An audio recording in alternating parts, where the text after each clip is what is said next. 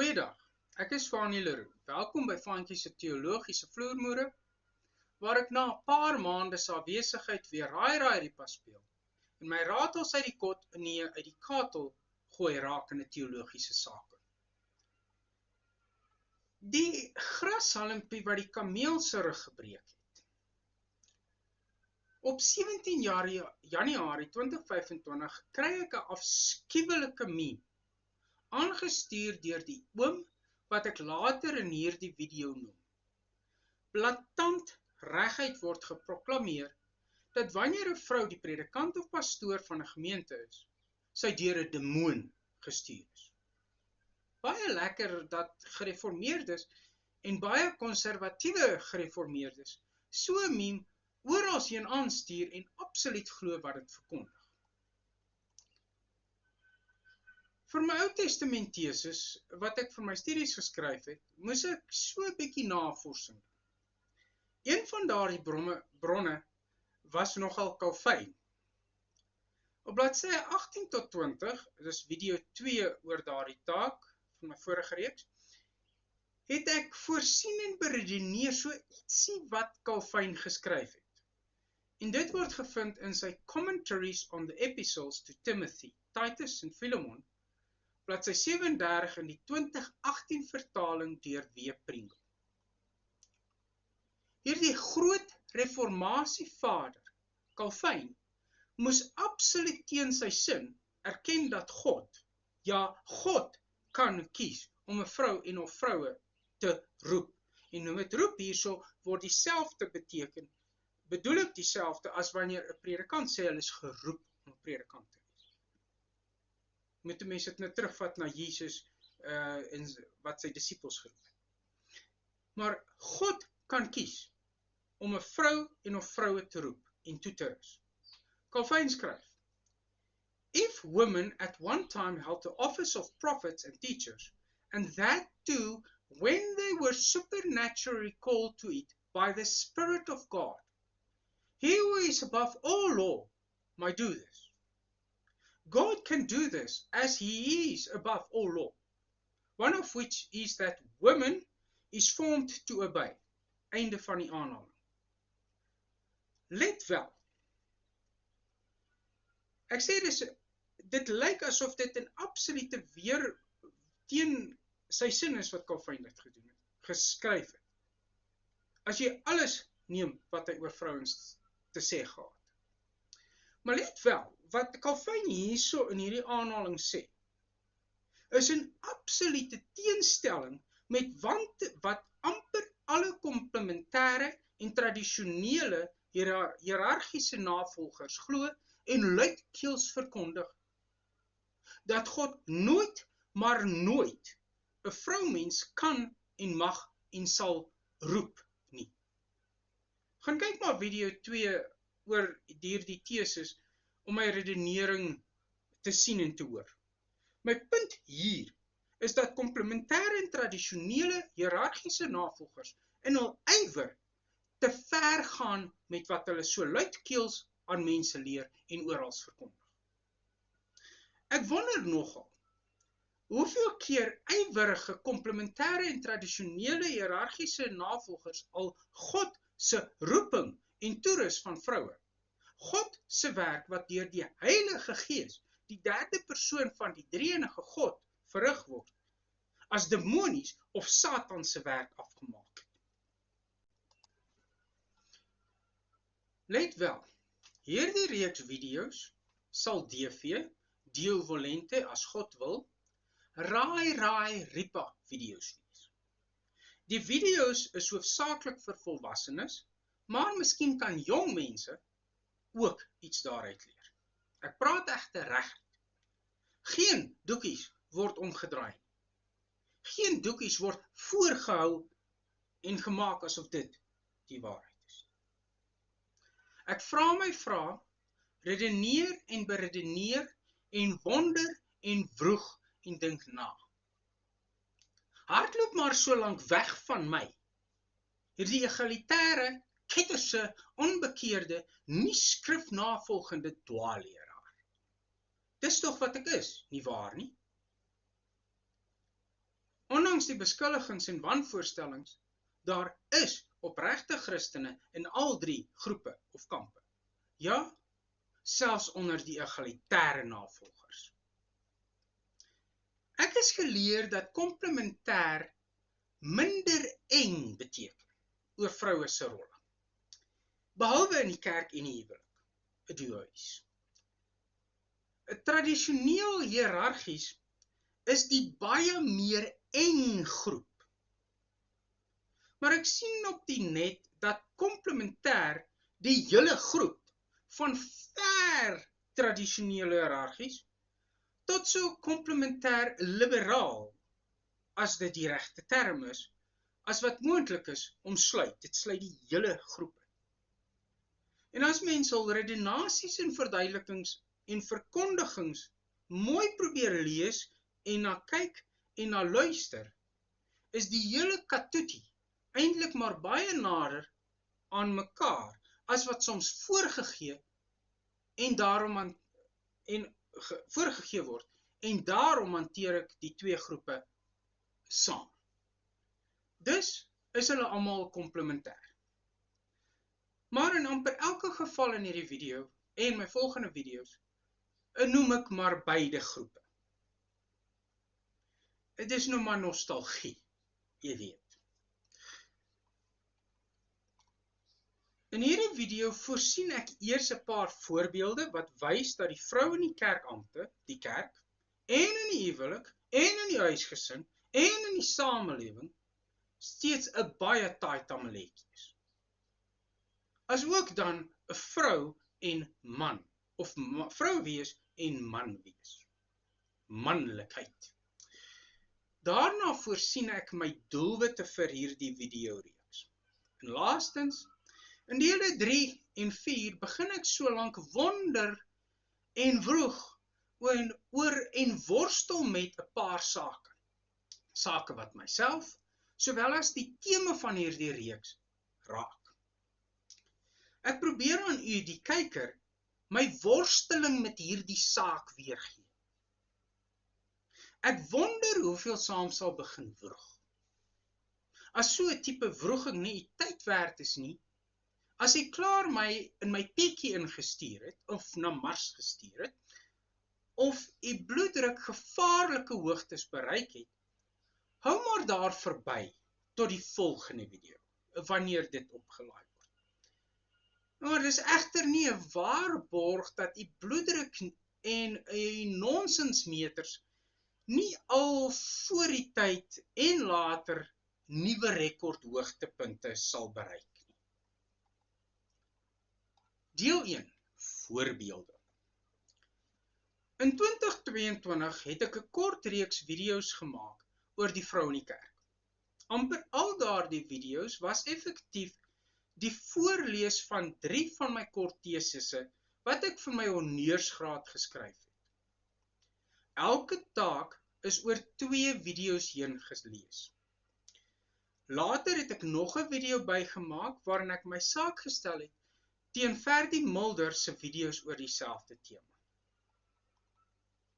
Dit is so 3 jaar later, 2025. Amper 3 jaar na my vorige reeks oor hierdie tema. Die saak van die vrou in die kerk, en in die samelewing, en in die huwelik, en in die huis, en haar hele vrou wees, en dan ook man wees, is steeds, veral in konservatiewe kringe, en ek bedoel alle ware Christene wat steeds 'n hoë siening van die Bybel het sy komplementêr, tradisioneel hiërargies of egalitair 'n groot oorlogsverklarende en 'n oorlogsveroorsakende saak. Ferdi Mulder het die afgelope ruk onder andere 'n hele paar gespreksvideo's op sy Sola platform YouTube kanaal gelaai. Daarin voer hy gesprekke met skrifbehoudende kollegas wat uit verskillende agtergronde kom. Heel party van daardie predikante kollegas is van die wat uit die NG Kerk weg is, of wil weg, en of sal weg, weens al die dwaalleer wat in die NG Kerk verkondig en geleer word, en selfs afgedoen word, en opgedoen word. Een saak wat al meerdere male ter sprake gekom het tydens van die gesprekke, was die NG Kerk se standpunt dat vroue in die ampte mag dien. Verdie se gespreksgenote glo veral dat die beginpunt van dwaling in die NG Kerk juis was toe die NG Kerk besluit het om vroue in die ampte toe te laat. Die direkte bevele deur Paulus, dus die skrifse gesag, is volgens hulle uitgedaag en aangetast en gerelativeer. God en sy gesag is en word na bewering uitgedaag en die rug gekeer en teen gerebelleer. Uit Verdie se gespreksvideo's, sowel as uit 'n kort WhatsApp antwoord deur 'n ander ouer predikant aan my gestuur op 'n spesifieke vraag wat ek hom gevra het, rakende wat hulle geleer is oor die vroue in die kerk en die ampte in die NG Kerk fakulteite toe hy nog studeer het dit weer eens vir my geblyk dat die NG Kerk, soos ek al in vorige video's geredeneer het, glad nie aan hul studente ensovoorts geleer het hoekom die NG Kerk die vrou in die ampte toegelaat het. Of dit is net bo-langs, oppervlakkig hanteer. Geen deeglike verdediging van hierdie saak lyk vir my ooit geleer nie. Uit alles wat ek deur die jare heen gelees en gehoor en gesien en ervaar het, lyk dit vir my of die feit dat vroue in die ampte toegelaat word, maar net aangekondig is. En of enige verdediging wat ooit voorsien is, baie oppervlakkig was. Ek wonder soms of selfs die oorspronklike groot voorstanders van vroue in die kerkampte in die NG Kerk werklik hul huiswerk gaan doen het, rakende hierdie saak. Het selfs hulle werklik geweet en kon hulle werklik diepgaande verdedig hoekom hulle geglo het, of glo as hulle nog leef, dat die vrou wel in die ampte toegelaat mag en moet word. Maar aan die ander kant, wonder ek hoeveel predikante ooit die inligting wat wel gestuur is, en wat dalk in teenstelling met wat ek vermoed, wel goed geargumenteer en deeglik uiteengesit kon gewees het, fyn deurgewerk, of selfs net skrams deurgegaan het. Soveel predikante het 10 dood eenvoudig net die tyd gehad. En hoeveel het werklik enigstens omgegee? Hoeveel wat klaar komplementêr gedink en geglo het dood eenvoudig die inligting wat wel gestuur is, vanweë klaar vasgelegde denke eenkant toe gesit of gegooi, of in die asblik gesmyt as dwaalleer, wat nie eens enige moeite of antwoord waardig was. Of diep denke na waardig was. Wat gaan gebeur met ware Christen vroue predikante in gemeentes wat uit die NG Kerk pad gee? Gaan daardie vroue predikante in en by enige ander plekke of gemeentes en by en in enige nuwe sogenaamde vennootskappe of samewerkings of assosiasies of verbande tussen geloopte afgeskeide gemeentes en ander behoudende denominasies en of onafhanklike vrylopende gemeentes toegelaat word? Welkom wees? Onlangs het ek raak gelees dat een van die groot konservatiewe kerkvergaderings, denominale vergaderings in Amerika, alle gemeentes onder hul lede wat vroue in die ampte het of toelaat, wou uitskop. Tydens 'n stemming hieroor kon hulle egter nie die vereiste meerderheid kry nie. Is dit wat ook in die oud NG gemeentes en hul nuwe assosiasies gaan gebeur? Gaan gemeentes waar 'n vrou die wysheid as predikant haar gemeente gelei het om te loop by die NG Kerk, maar op die ou end in niemandsland sit. So, is dit wat ook in die oud NG gemeentes en hul nuwe assosiasies gaan gebeur? Wanneer julle te vrou, kom ons skop julle so lank uit. Wanneer julle mag nie deel word 'n oom wat 'n Facebook vriend is, plaas nou die dag 'n vraag op Facebook rakende wat gereformeerdes in die gereformeerde kerk veral en moontlik miskien nog glo of glo. Ek is besig met 'n ander video of reeks video's waarin ek TV die meeste van sy vrae vanuit my, volgens soveel nie meer gereformeerd nie, of eintlik blaatant ketterse kant af, wil probeer antwoord. En dalk so 'n paar eie vrae vra. Wat gereformeerdes rakende die vrou in die kerkampte en die kerk en die huwelik en die huis en in die samelewing glo, is deel van sy vraag.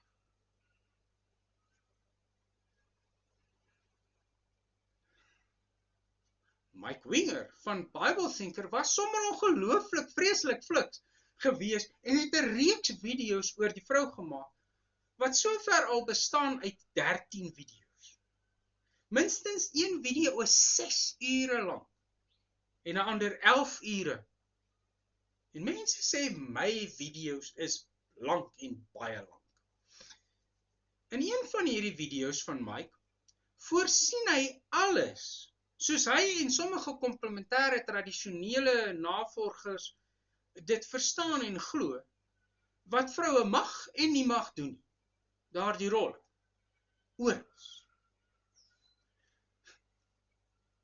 In meerdere video's van Mike Wingers is 'n reeks oor 1 Petrus word die rolle van mans en vroue, veral in die huwelik en in die kerk en ook heeltemal op 'n spits gedryf. Mike sê hy laat daarom sy vrou toe om te besluit by watter restaurant hulle kan gaan eet. Ook in sy reeks oor Romeine word hierdie kwessie meermale bespreek.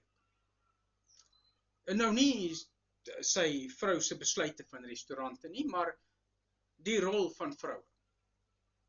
Die plek van vroue. In minstens 2 van Mike Wingers se 10-vraag videoreeks is vrae gevra en het Mike antwoorde verskaf wat direk met hierdie saak te doen het. Die een vraag is vraag 10 uit 10-vraag video 8 en die ander vraag is vraag 8 uit 10-vraag video 11. Mike glo dat ons wat die egalitaire standpunt huldig, ons moet bekeer. Repent. En bogenoemde vraag 10 uit 10-vraag video 8 is daarop gebaseer.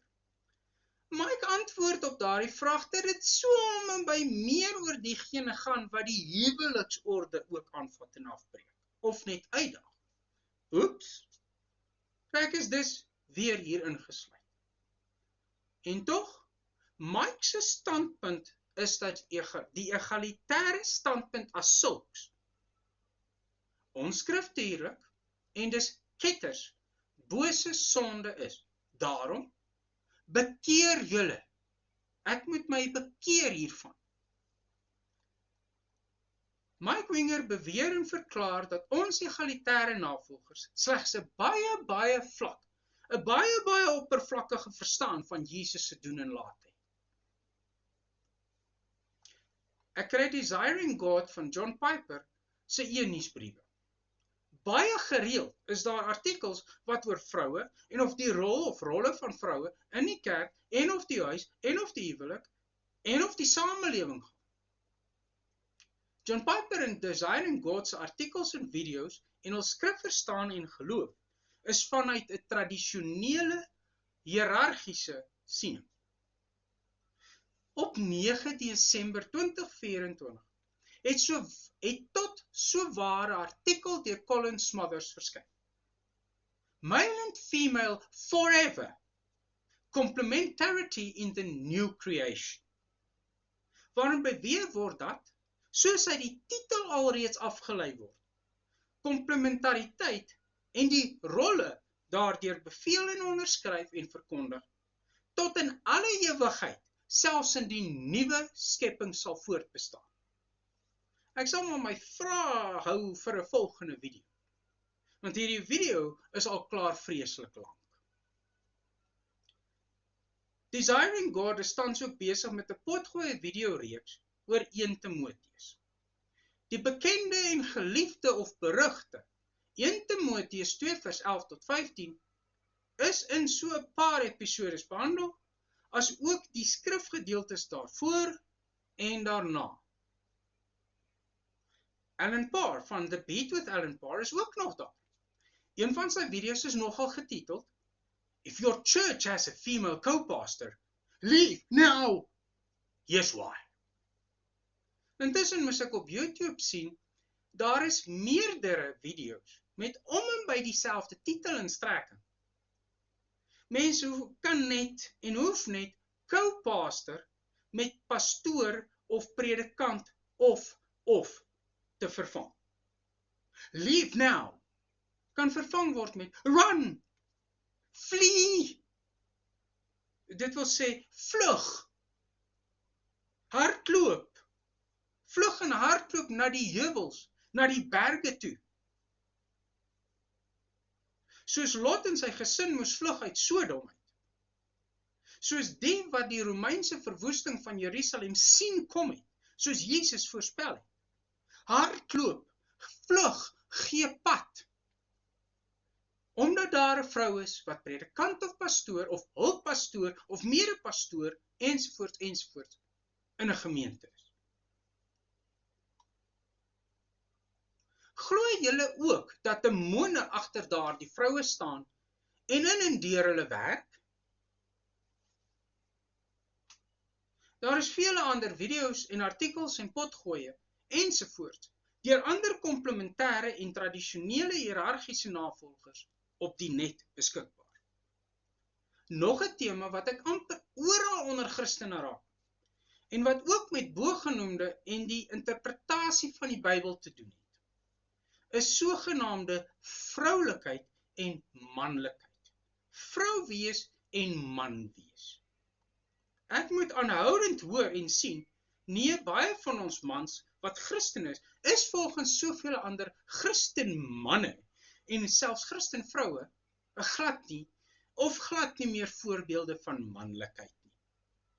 Dus moet mans weer terugkeer daarna om ware manne te wees. Mike Winger se genoemde 1 Petrus reeks tel ook hieronder.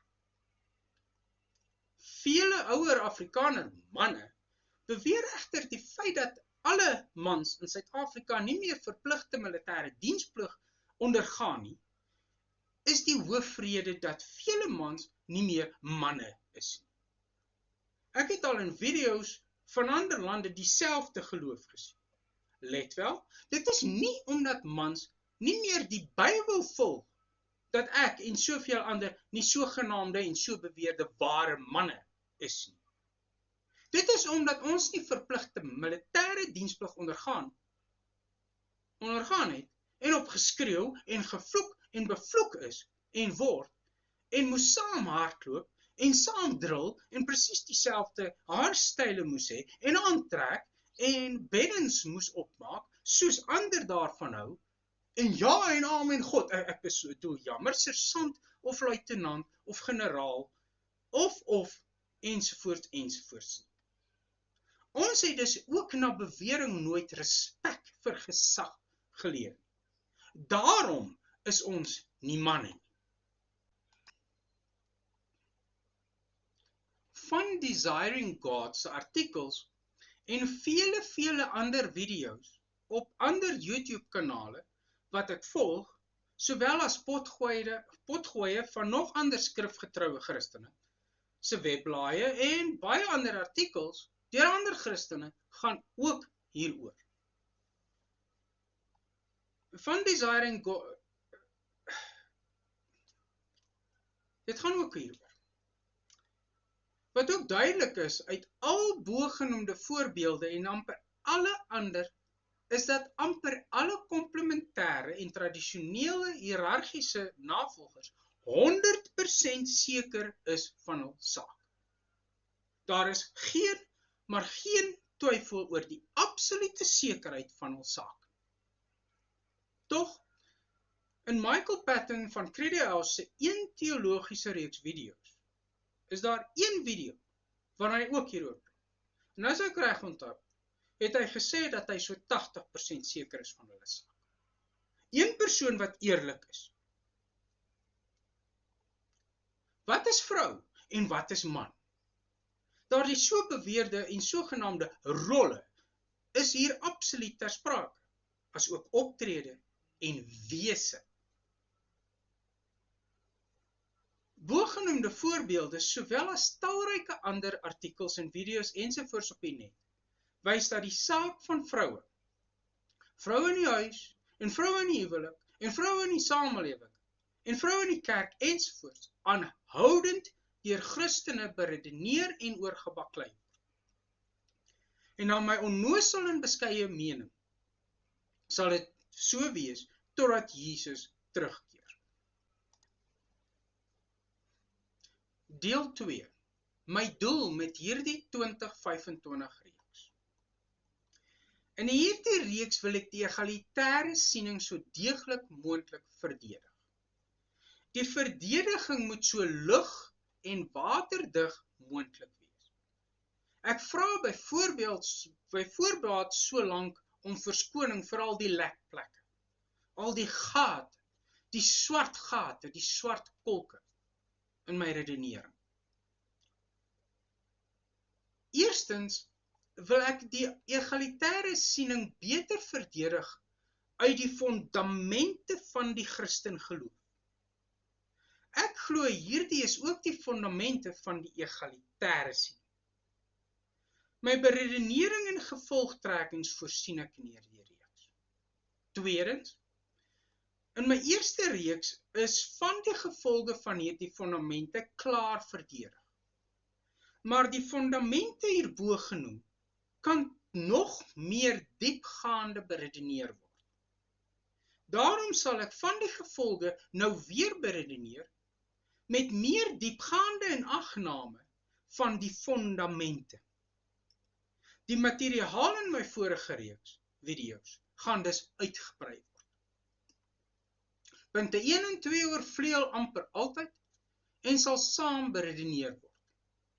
Dit is nodig omdat egalitaire navolgers basies altyd beskuldig word dat ons verstaan en interpretasie van die Bybel geen ware diepgaande Christelike fondasie en fondasiewaarde het, waarop ons dit bou. Ons bekamtig ons hele Bybel verstaan en Bybelinterpretasie net op sand. Daar is nou bewering niks diepers nie. Daar is geen rots onder, net sand. Ons bou na bewering nie ons siening op die rots nie. Onder andere is Galasiërs 3 vers 28 tog heeltemal eensaam en alleen en werklik net sand, volgens komplementêre en tradisioneel hiërargiese navolgers. In 'n egalitaire navolger se geval soos ek, 'n dryfsand. Of is dit dalk eerder 'n teerput, waarin ons ondergetrek word na benede. Toelaat dat ons wegsink daarin. Derdens, word nuwe temas, soos byvoorbeeld die veel bewoë manlikheid en vroulikheid en rol op rol, selfs ook in die huwelik ensovoorts, ook by punte 1 en 2 gevoeg, om nog 'n baie dieper duiwelse addernesgebroedsel te vorm. Vierdens, wil ek ook uitbrei op sekere ander kwessies wat nie direkte gevolge van die fondamente is nie, en wat ek van my vorige reeks en die kort tesisse waarop dit gebaseer is, kortweg beredeneer of net kortweg na verwys. Van hierdie sake is egter nou, na so 'n bietjie verdere navorsing en veral die kyk van Mike Winger se video's, tog so 'n klein bietjie meer belangrik en kan tog invloede hê op punte 1, 2 en 3. Daarom sal sulke sake dan ook saam met punte 1, 2 en 3 beredeneer en bestudeer en beredeneer word. Dus is hierdie video en sal hierdie reeks video's DV wees 'n mengelmoes van wroging met die Bybel en wat ons glo, Jammer so lank as ek u net frustreer en met my beredenering. Mike Winger van Bible Thinkers se alreeds genoemde reeks video's, of ten minste dele daarvan, gaan in hierdie reeks video's van my as hoofteenpool en hoofbron gebruik word. Dit is omdat Mike met sy deurtastende en diepgaande video's werklik verteenwoordig en weergee wat komplementêre en tradisionele hiërargiese navolgers glo en hoe hulle verdedig wat hulle glo. Tog gaan ek ook van Desiring God en ander se artikels en video's gebruik maak soos en wanneer nodig en waar nodig.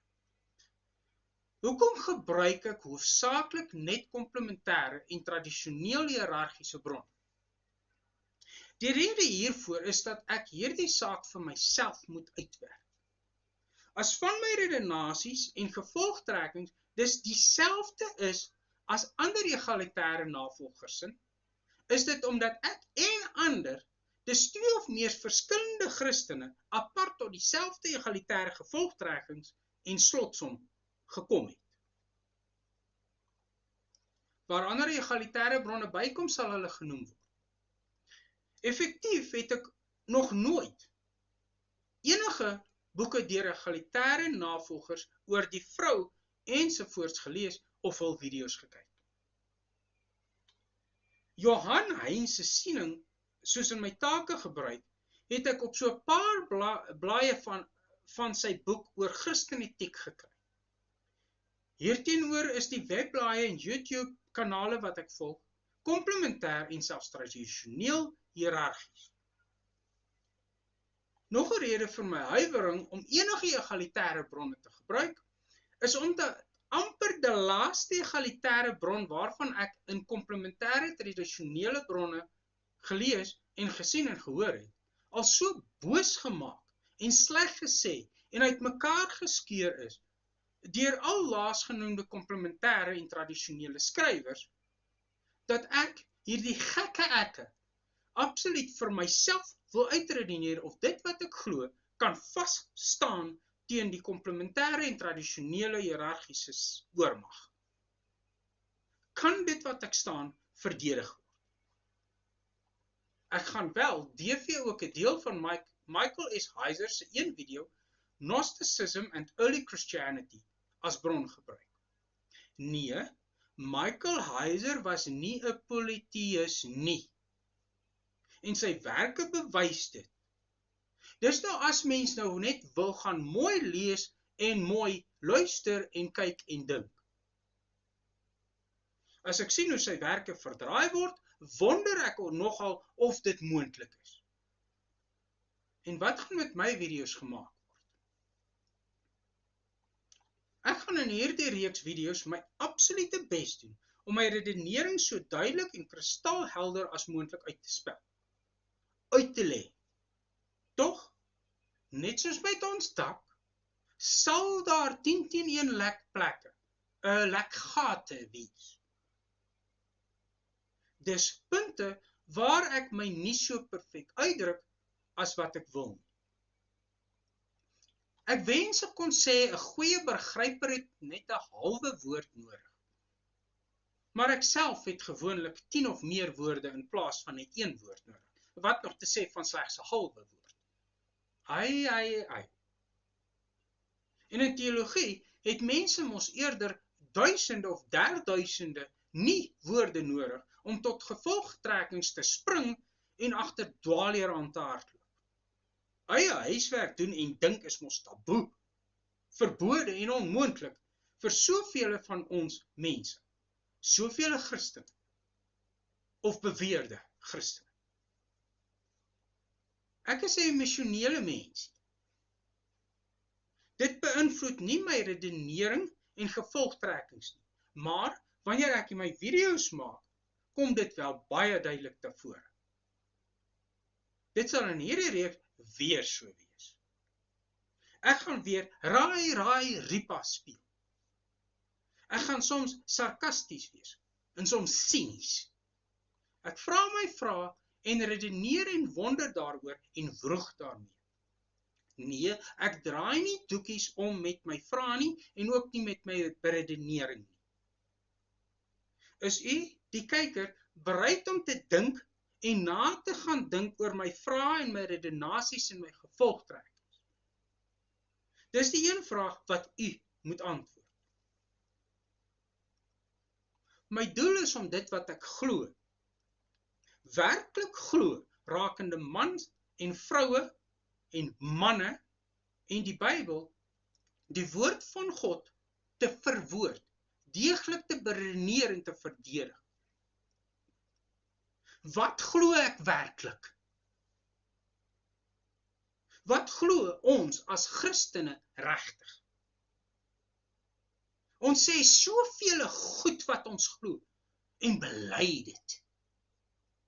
Maar wat beteken dit? As ek van hierdie goed kyk, voel dit regtig sinies gewys dat ons maar net goed sê.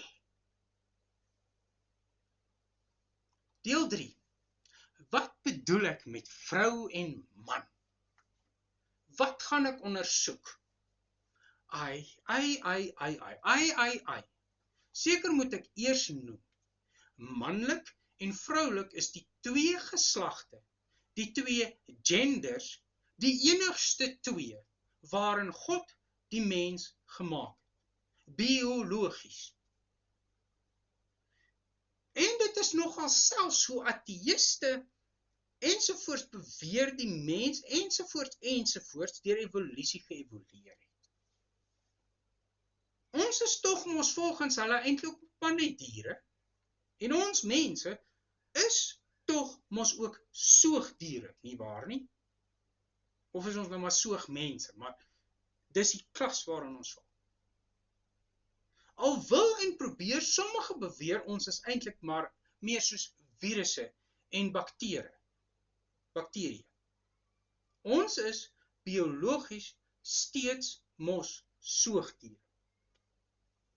Of dit is voorheen so beweer, né? Ek wil nogal stout vra of die res van die soogdiere ook nou al so ver geëvolueer het om soveel geslagte, soveel so beweerde genders te hê. Is dit hoekom die arme boere so met hul hande in die hare sit? Omdat die plaasdiere skielik soveel genders het. Maar o ja, soveel en al meer van die voorstanders van al die beweerde nuwe geslagte, genders, is tog mos nou minstens vegetaries. En meestal vegan. Geen vleis. Ons vleiseters is mos boos. Ek moes tot my skok selfs uitvind dat selfs sommige plante selfs tweeslagtig is. Maar ek moet seker nou maar aanneem dat ons mense maar net virusse is. Virusse met soveel so verweerde genders as wat ons wil hê. Nie waar nie? Dink net, ons mense wat soos virusse repliseer. Ons verdeel ook maar so in 2, 3 of 4 ensovoorts. Aan die ander kant moet ek seker ook nou aanneem dat mense absoluut in geheel en al verdeel is in 2 geslagte. Wat bedoel ek met, aan die ander kant moet ek seker ook nou aanneem dat mense absoluut en geheel en al verdeel is in 2 geslagte. Kom ek vra dit op 'n ander manier. Het God 2 aparte spesies gemaak toe hy die mens gemaak het? Toe hy die mens geskep het? Is mans een spesie en vrou 'n ander spesie? As ek so komplementêre en totalitêre of tradisionele hiërargiese bronne bestudeer, is dit heel partykeer die slotsom waartoe ek amper moet kom. Selfs Mike Winger in sy 11 ure lange video oor die interpretering van 1 Timoteus 2 vers 11 tot 15 sê dat iets met vroue skort, iets is missing. En God het die vrou en alle vroue geskep. Dis tog wat Paulus na bewering in sy briewe beveel. Dat iets missing is. Iets is weg, iets skort. Hoekom sê ek vrou en man? Die rede is omdat ek in hierdie reeks, die veld wat ek in my 2022 reeks begin beplant het, die tema wil uitbrei. 'n Vrou is tog 'n vrou, beide by die huis en waar sy ook al gaan, nie net by die kerk. 'n Vrou se karakter en haar wese verander tog nie tussen waar sy by die huis ensovoorts is en die kerk nie. Of liewer, 'n vrou se karakter en wese en ook wat sy glo ensovoorts mag tog nie verander tussen wie en wat sy by die huis is en wie en wat sy by die kerk en waar ook al is nie. Mag 'n man sin? Maar o ja, Christene en sogenaamde Christene doen dit mos al vir eeue, of is dit millennium, nie waar nie? By die kerk is jy en glo jy, kantig, en tree jy op soos. Maar by die huis en in die samelewing is jy en glo jy wat en wie jy werklik is en glo. Vele Christene en sogenaamde Christene draai mos amper nog altyd maar hul mantel na die wind. En die predikant-pastoor wat alweer of af en toe of nou eers vir huisbesoek kom of eers raak geloop word, kan tog so maklik 'n rad voor die oë gedraai word. Nes God, né? Nie waar nie? Daarom dat soveel kan beweer dat hulle nog kantig ten minste by die kerk daardie ure en ure se beslommernis van een oor in en ander oor uit luister na 10 tot 20 minuut preke. Ek glo wat die Bybel sê. So met 'n 0,01 of kleiner persentasie van hul brein en wese. Terwyl hulle by die kerk by 'n diens is. Maar eintlik glad nie meer. Dieselfde met meer en meer predikant of pastore. Gesprekke en debatte ensovoorts oor vroue in die kerklike ampte gaan meestal nie net oor die vrou in die kerklike ampte nie. Dit gaan ook amper altyd oor haar sogenaamde rol of rolle in die huwelik en by die huis en ook in die wêreld, in die samelewing. Dis 'n vrou se hele bestaan, 'n vrou se hele wese. Tradisionele hiërargiese en selfs sommige meer liberale, komplementêre navolgers glo die Bybel beveel dat vroue eintlik by die huis moet bly. Weereens danksy Paulus, Titus 2 vers 5. En geen kinder, nou verspreek ek my. Sy moet by die huis bly en kinders kry en grootmaak of oppas en haar huishouding hanteer en bestuur. Geen vrou mag eintlik enigsins buite die huis werk nie en selfs in enige sekulêre veld 'n leier wees. Glad nie. Dis taboe. Ja, natuurlik. Vrou moet kinders kry. Altyd kinders kry en grootmaak. En kinders kry en grootmaak. En kinders kry en grootmaak. En dis al waarvoor vroue geskep is. En mos absoluut hoe en hoekom vroue verlos sal word. Dis mos wat Paulus beveel en bedoel in 1 Timoteus 2 vers 15. En dis nou as jy 1 Timoteus 2 vers 11 tot 15 net dood eenvoudig lees, soos Mike Winger en ander beveel om daai stuk te lees. Dis mos hoe ons die hele skrif mee moet maak. Lees die woord en tree so op en glo dit. By huwelike word tog so gereeld spottend of liefderyk gesing. Kinders by dosyne, kinders by dosyne, kinders by dosyne in haar gloria. Die vrou moet daardie kinders baar. En dis wat Paulus beveel het. Maar nie net Paulus nie. Want dit kom mos van ver af. Van baie ver af, van die begin af. God se skepingsbevel aan vroue was, en is, wees vrugbaar, vermeerder, vul die aarde. Genesis 1 vers 28, Afrikaans 2020 vertaal. Dit beteken ons eintlik, vul die hele aarde, geheel en al. Elke hoekie en gaatjie, oral heeltemal. Daar mag geen plek op aarde wees waar geen of selfs min mense is nie. Vul die aarde. Dis mos God se bevel, nie waar nie? En ons het dit tog steeds nie gedoen nie. Inteendeel, daar is mos soveel plekke waar daar min of geen mense is. Daarom steeds, vul die aarde. Soveel van ons hedendaagse so beweerde bose Christene verbreek so vreeslik deur die godsbevel. Of ons het geen kinders, of so min as moontlik.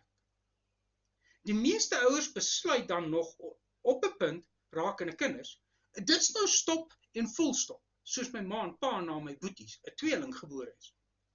Gelukkig is dit nie my boetie se name nie. Dink nie, volstop, kom hier.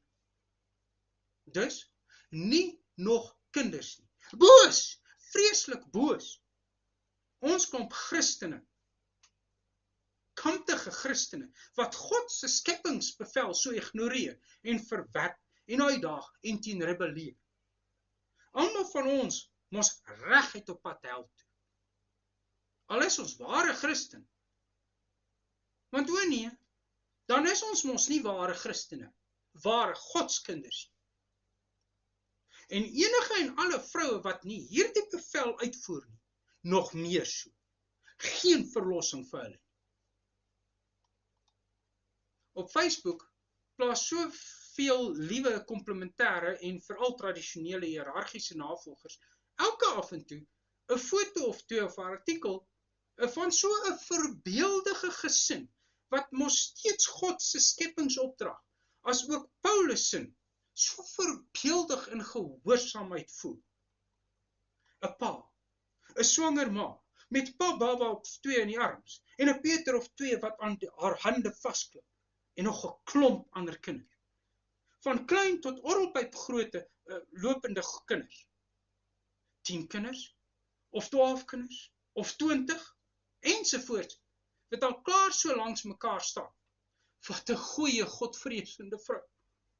En wat 'n goeie, regverdige man om tog vir sy gesin so goed te sorg. En te sorg dat sy vrou Paulus en die skepingsgebod gehoorsaam. Dit is so gereeld swanger te wees. En amper altyd swanger is. En bly en nog kinders in die wêreld bring. As sy aanhoudend swanger is, sal sy tog nie haarself aanhoudend kan besighou met mansrolgoed nie. Sy kan nêrens inmeng. En dit is wat die hele Bybel van vroue vereis en in hulle voorprys. Dis die voorbeeld wat ons mos in die Bybel kry. Dis hoe vroue verlos word. Hulle vul die aarde.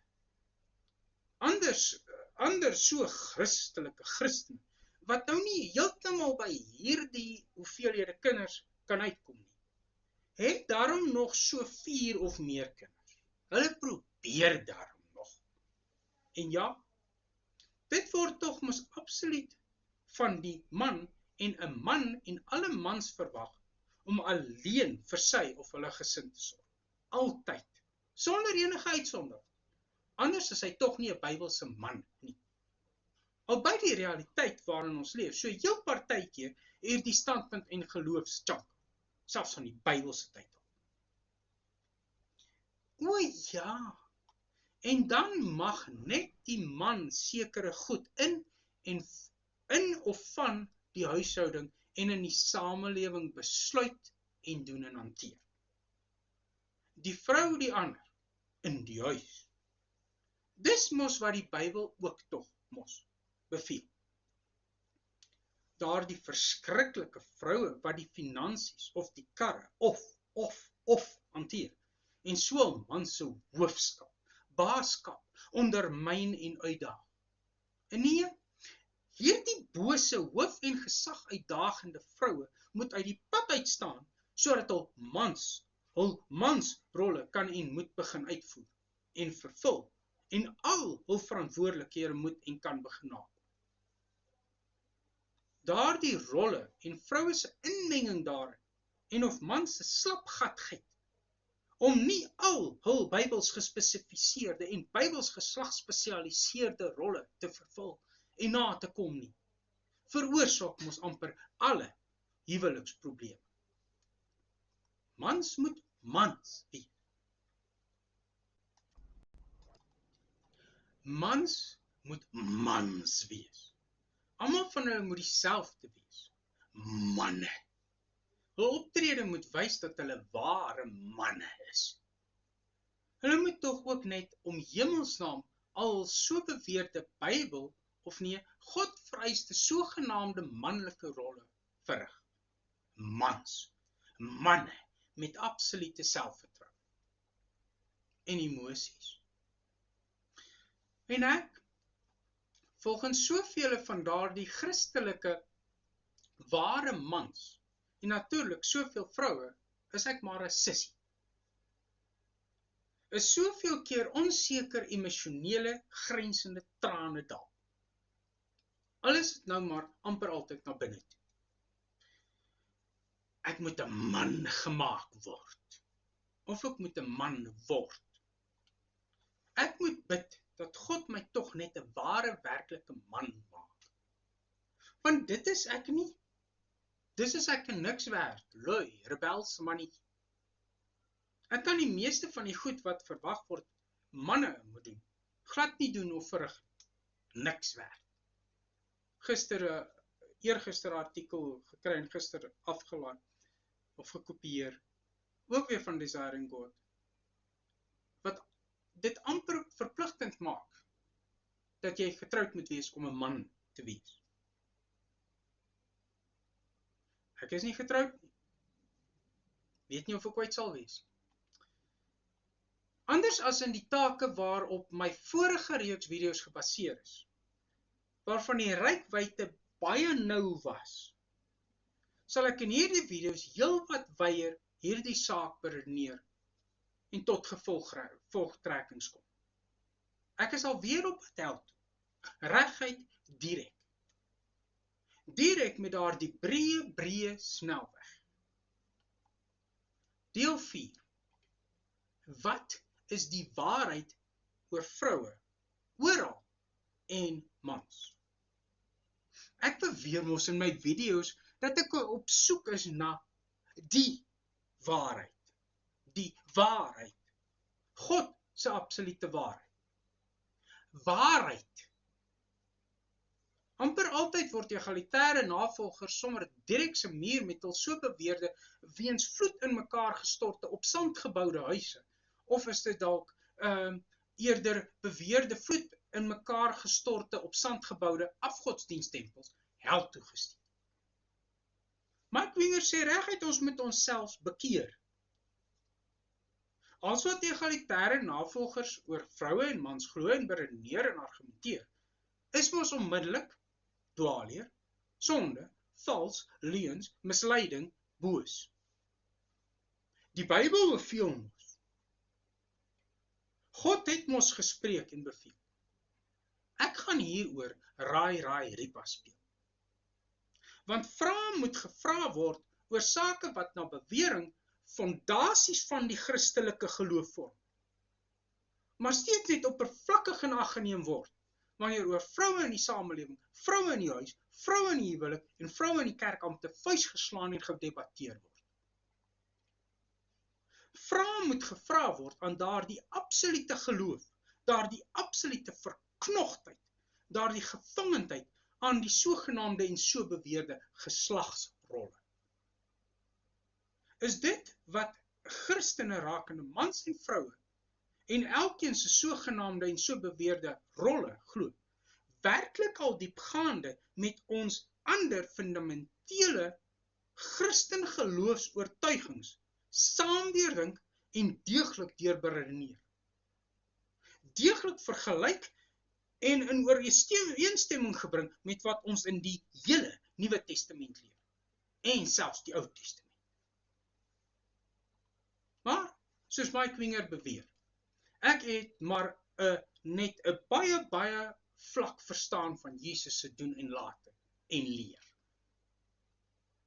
En ek daag ook mos net God se gesag uit, boos, helganger.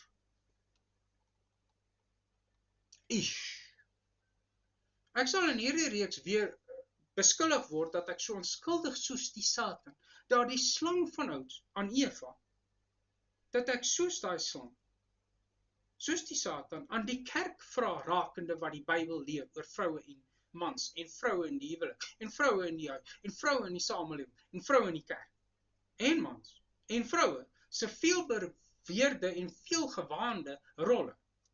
Ek vra, het God werklik vir julle, nee, vir ons, sy kinders, beveel dat of om?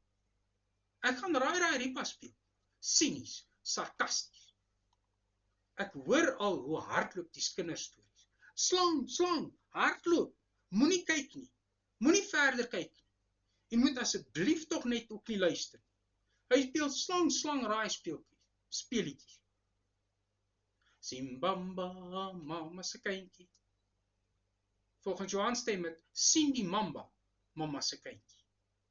Maar steeds, wat glo ons? Wat glo ons werklik? Waarom glo ons wat ons glo? Wat beteken dit wat ons glo werklik as ons so diep moontlik uitgegrawe word, om by die fondasie uit te kom? Nou sal ek vra, het Satan nie net so kort rukkie na die kerk ontstaan, al aan die kerk, Jesus se bruid gevra, het God, Jesus, God die Seun, werklik vir julle beveel en geleer om of dat? Nie? Het die kerk nie al daar in die begin, sommer vroeg oor hierdie kwessie gestruikel, geval, mislei deur die Satan? Net soos Eva geval het na sy mislei is deur die slang. Sal ek dus maar hier beweer dat die kerk ook maar altyd net laat mislei? Die kerk word tog met 'n bruid, 'n vroumens vergelyk. Net soos Israel en Juda met 2 vroumense vergelyk word in die Ou Testament. Moet ek dit doen? Wat beteken daardie altyd gebruikte 1 Timoteus 2 vers 14? Dit beteken mos nog dat alle vroue vir en tot in absolute alle ewigheid nooit Eva se sonde kan afskud. Alle vroue word mos tog so maklik mislei. Die Bybel sê so. Paulus sê so. Alle vroue sal hulle dus beslis laat mislei en of mislei word. En geen man word ooit mislei nie. En of laat ooit toe dat hy mislei word nie. En geen man mislei tog ooit ander mense nie. Net vroumense verlei aan. Jezebel. Dis mos wat gesê word.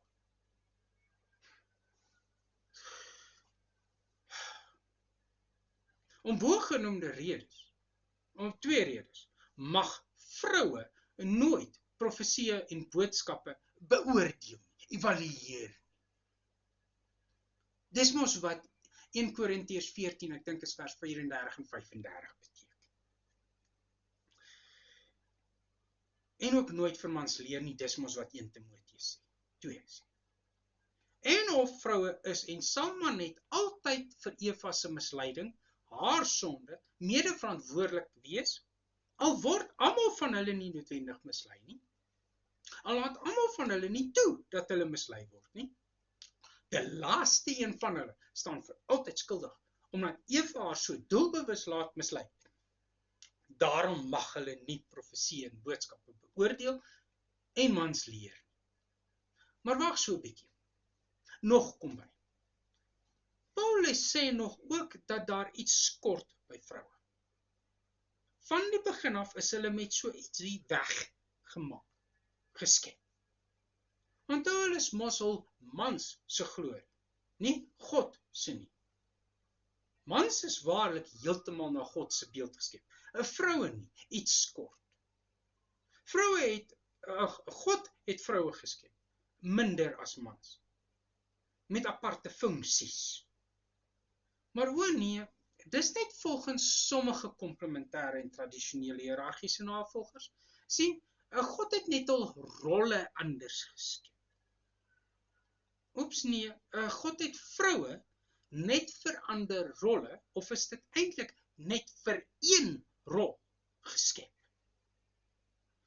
Hulle is steeds so gelyk aan mans, soos in die fliek Animal Farm. Deur Jesus, deur die Christen geloof waarlik gelyk aan mans? Nooit. Wat is waar hieromtrent? Ek soek asseblief glad nie my eie stuk sienige waarheid. Wat is God se waarheid hieroor? Maar nou ja, Paulus het mos gespreek. En omdat Paulus se briewe skrif God se woord is, daarom is ook dit wat hy oor vroue kwyt geraak het. Vir ewig en altyd standhoudende en rotsvaste bevele, waar bevele. Ek vra weer, wat is waar hieroor? Hierdie kwessie vreet my van binne op. Ek is al meer as 3 dekades met hierdie saak op soek na God se waarheid. Volgens die meeste ander ware Christene is ek egter maar net nog 'n ketter op soek na my eie sogenaamde waarheid. Waarheid. Ek vra. Hierdie kwessie vreet my van binne op. Ek soek God se waarheid hieroor. En vir al 3 hierdie dekades pleit ek by hom, smeek ek ook by hom, moet my asseblief nie los nie. Want God se waarheid staan vas vir altyd. Maak nie saak hoe en wat ek voel nie, ek moet daarby bly. Geld dit net vir my? Maar wat raak dit my tog? Ek is 'n man. Maar volgens soveel Christen manne, nie 'n man nie. Dus, volgens soveel hedendaagse nie bevoeg om na enige kant toe waarheid te soek. Ek wonder of eers die mens van Adam af, en toe die Hebreërs, Israeliete, Judeërs, Jode, en al die ander kulture voor en na Jesus, en selfs die kerk, nie dalk oor hierdie saak gestruikel het, gesondig het. En tog, die Bybel sê, en beveel tog hoe vroue behandel is, en moet word. Dis Bybels reg. Die 3 take waaroor 6 van my vorige reeks video's oor hierdie tema gegaan het, wou ek nie oor hierdie tema van die vrou in die kerk geskryf. Tog net enigiets anders. Want hierdie kwessie, hierdie saak is toksies, heeltemal dodelik giftig. Maar ek het daardie take geskryf. Elke keer wanneer ek op 'n punt of 2 vasgehaak het, het ek tot God gebid en weer gevroeg en weer gepleit, dat as dit waarmee ek besig was om te skryf, sy goedkeuring wegdra en sy wil is en was, hy groot asseblief tog vir my moes help met die beredenering. Elke keer het God my gehelp. Of was dit nou regtig God wat my gehelp? Raai, Ripa. Was dit regtig God? Sien, die Bybel vertel ons baie reguit dat al sal 'n engel na ons kom en 'n boodskap aan ons verkondig wat teen die Bybel is, teen God se waar woord is, ons die Bybel moet volg, nie daardie vals engel.